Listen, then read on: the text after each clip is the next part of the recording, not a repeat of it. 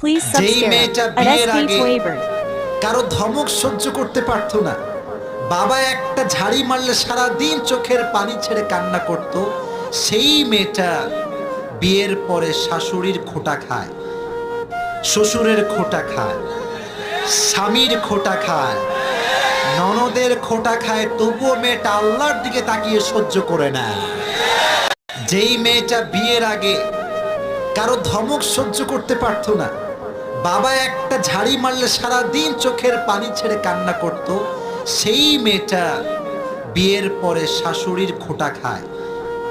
শ্বশুরের খোঁটা খায়, স্বামীর খোঁটা খায়, ননদের খোঁটা খায়, তবুও মেয়েটা আল্লাহর দিকে তাকিয়ে সহ্য করে নেয়। যেই মেয়েটা বিয়ের আগে